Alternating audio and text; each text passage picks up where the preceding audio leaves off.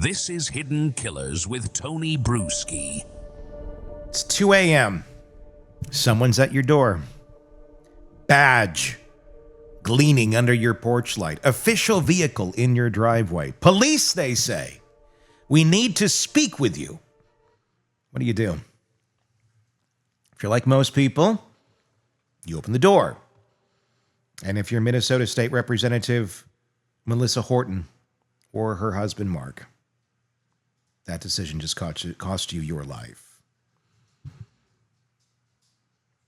We are diving into the Vance Boelter case from another angle, security angle, because while everyone's talking about the politics and the death penalty and the kill list, I keep coming back to one simple, terrifying fact. This could have been prevented. Not by better mental health screening, not by gun control, not by less divisive politics, but by something as basic as not opening your door at 2 a.m. I get it. We're taught from childhood to respect authority. Cops show up, you cooperate.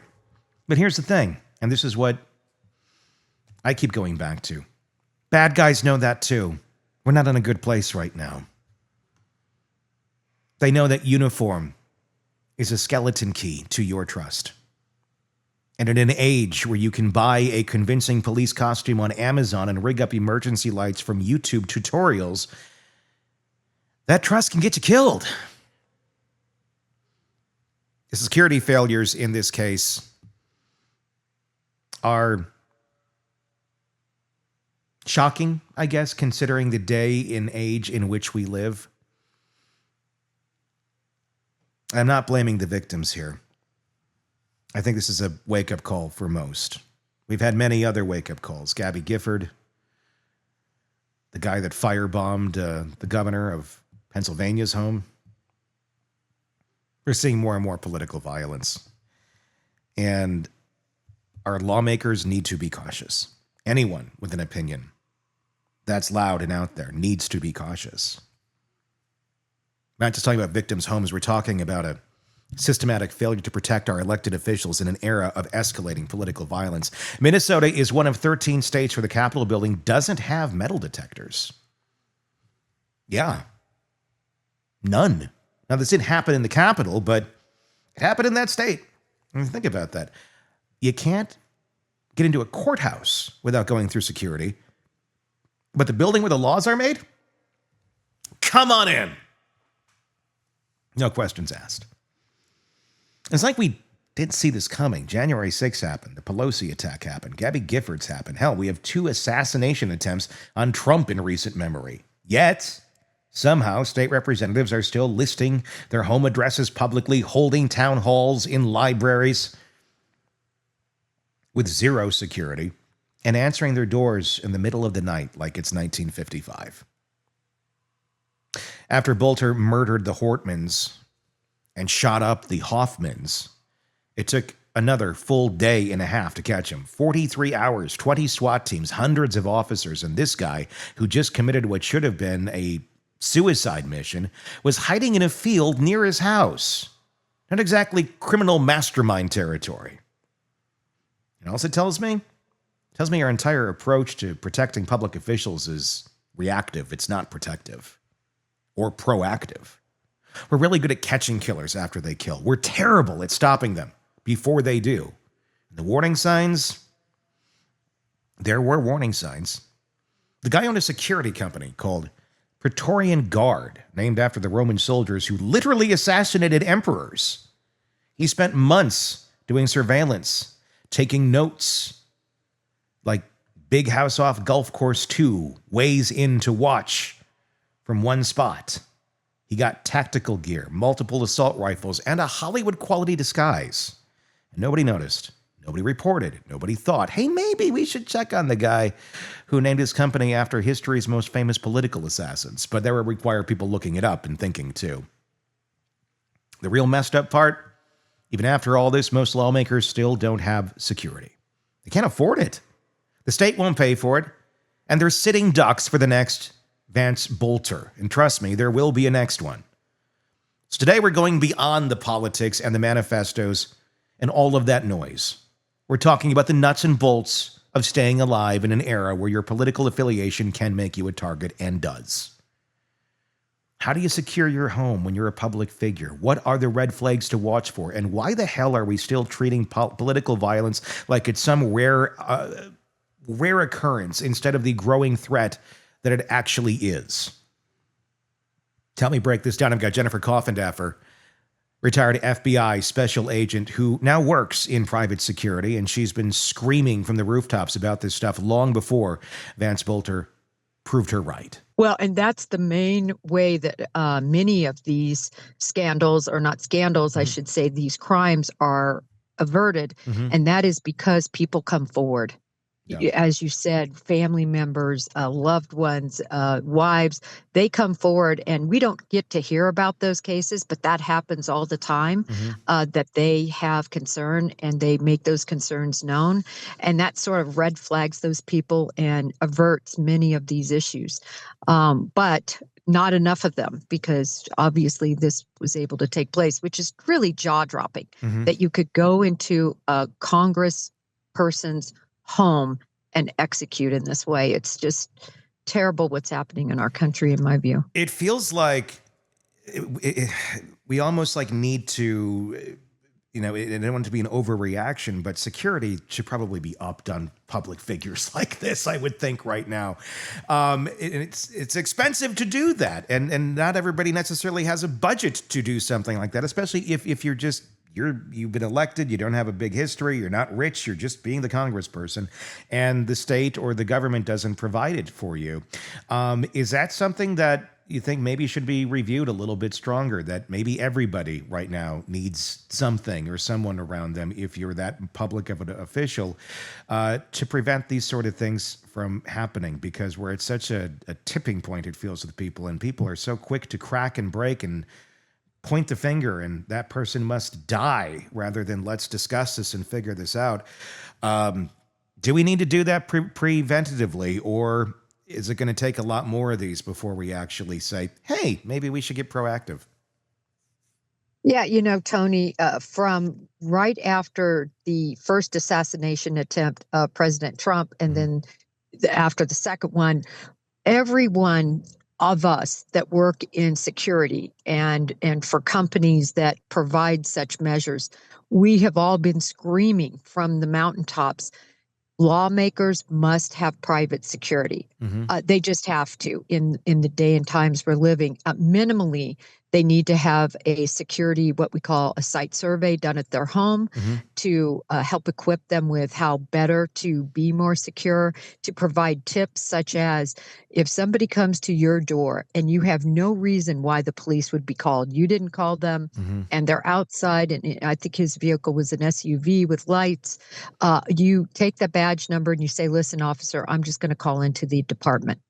That's what has to be done. I tell you, I don't know about you, Tony, I don't open the door for anyone. No. I did a case not long ago where somebody was going through the neighborhood with a missing dog poster and getting that door to crack open and breaking in and attacking women.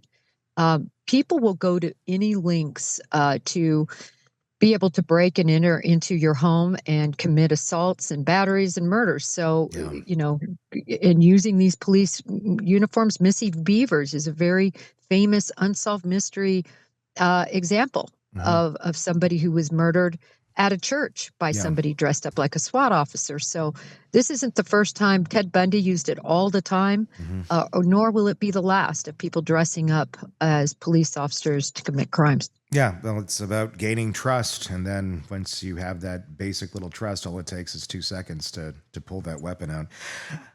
The fact that he surrendered without any sort of, there was no standoff. He just basically, they found him and he let himself be found. Were you surprised by that there wasn't a shootout? He did even text his kids or his family, I may be dead soon. I'm wondering if he was expecting to have to go down like that, or is this in his mind still, I'm being a martyr and I'm going to get out here and I'm still going to spread my views, and that's why I didn't put myself in a suicide by cop situation. Yeah, I don't think that he really thought his plan out well. Again, kind of like Luigi Mangione, and then just throw the hands up and okay, because they don't think that far out in terms of their crime spree, how they're going to get away beyond the few hours following the crime. And then it's kind of what do I do now? And I don't think he was at all, at least from what we know, anywhere suicidal, based on what everybody is reporting regarding his religious beliefs, which, at the apex of Christianity is against suicide. Sure. From a religious standpoint. And so if you're against abortion, for heaven's sakes, you would be against suicide. So I wasn't surprised. You'd also think you'd be against murder. Yeah, there's that. So that's that 10 Commandment. Yeah, I think, that's the weird thing with the religious extremism. They get to this point where it's almost kind of a goddish type complex where I'm going to be the one, I'm going to be the judge here. And I view that you are not, you don't meet the standards to live based on my beliefs. So I'm just going to take you out and do what's right for the world. And that's a scary thing with all of this. It will be very interesting to see what the wife knew and when she knew it, if anything. We've seen cases like this. We were talking about Asa Elrup earlier. We've talked about so many situations. BTK, where someone is living in that house for years and years and years, puts off a persona that nobody thinks, at least for the most part, that there's anything wrong going on here. But then the wife was found when they pulled her over, that she had cash, she had guns, I believe is correct, and passports. My initial reaction was, honestly, if I were the wife and I just found out that my significant other was doing all this shit and I had no idea, I might want to get out of the country too. I know it looks it looks really suspicious, but it might not be at all. It might just be, oh my God, I didn't ask for this. I'm going away and we'll figure this out later. I don't know. What are your thoughts on that, considering they did let her go and that's all that was? You know what? She had guns, money, passports. The timing just looks bad. I think that's the optimistic way to look at it. And I certainly don't think they had what they needed at that point to make a decision on charging. Those are complicated charges whenever you're talking about aiding and abetting and harboring and, aiding after the fact and things like that. They're complicated charges. So they're going to have to really do their homework to see what communications were and to see if that's even a legitimate charge to put on her. It is a tough one. And then you'd also, would you run into spousal law here if, as far as her testifying against him? But if she was actively involved, that's a different story. And it's all just pure speculation right now. She's not been charged with anything. It is a different story. It's just, even with your attorney-client privilege, that doesn't hold if the individual attorney is participating in any way, shape, or form in the crime. So, if you're part of a crime or getting a crime down the road or covering one up or harboring, that doesn't hold. So that will be another interesting factor in terms of charging, I think. Obviously, this could definitely be a death penalty case. Where do you think, what are the next steps? What are we going to see next here into the investigation of him, and where does this go from here? Well, when you look at the Minnesota law, they initially charged 2. Now, of course, they're up to 1, which we all knew. It was just a placeholder. They wanted to make sure that they had everything ferreted out to upcharge. And then, of course, as needed to happen, the federal authorities came in. There's no death penalty. Minnesota, I believe it was actually one of the first states to abolish the death penalty, as I recall. And but federally, that's a whole different story. There is still a death penalty for this type of a crime. And I can't imagine that would not be on the table, considering this heinous circumstance. We just have to protect our lawmakers. What is, from you work in that world of private security and such, and obviously I know you said you guys have been raising your hands and making noise forever saying this needs to happen. How does it happen though, logistically? Especially, private security is expensive, and, not just because you're a lawmaker doesn't make you rich or able to afford private security. In an ideal world, Jennifer, if someone's coming to you saying, how do we do this? How do we handle this in a realistic way? What would you say? Well, the number one thing is, and I've done this for high dollar clients, where you go to their house and you see where the points of, where points need to be more protected in terms of doors and windows, security systems that are in place, camera systems. Are there areas where there aren't camera systems? What do they have in terms of guns at their home, in terms of training? Are they trained to handle that gun? Can they get to that gun that's loaded within seconds with a code on a a safe that is right there at their side? Have they put together a plan for if somebody does breach? How can they protect themselves and their family? Do they have a point in the house that they are supposed to go to where they meet in case of such an emergency? Does everybody in that house know the golden rule? You don't let anyone in ever. That's why you have a Ring camera. You have some way to communicate. Are these lawmakers at least doing this minimally? This is minimal.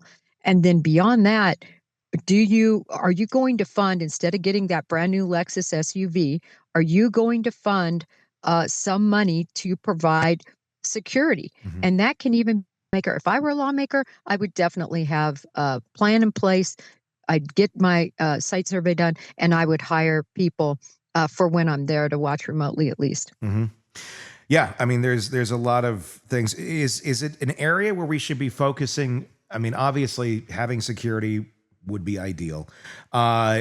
Is this an area where just lawmakers in general need to be more trained, I guess, in their own security for when they don't have that available? Of just, like you were saying, here's our system in place for our home, but even training on weapons, gun training, so they feel comfortable. If they're not a gun owner, if they're not someone who uses a weapon, it's a weird thing to say, but should they be like required training? You get elected, guess what? You need to learn this too, for your own safety and for those around you, because you are now a target. 100%. They really do need this sort of training for self-defense and protection. And it's so much about education too. Because at some point they decided it was a good decision to open the door for this individual. And I understand why. He was in a police uniform. Did they have a Ring camera? Could they communicate without opening the door? Yeah. Because Rings and other camera systems provide for that, where you can just talk. Hi, why are you here, officer? Sure. Oh, I'm here for X. And does it really even make sense? If it doesn't make sense, you don't let them in, and you ask what department they're with, and you call in, and that would have stopped all of this. But how can you know that if you don't have the proper training? Yeah, and it's, I think, accepting that we're not in a world where we can just open our door like that anymore, especially if you are someone like these folks, the lawmakers in Minnesota. Jennifer Coffindaffer, retired FBI special agent, thank you as always for being here and laying out those security protocols.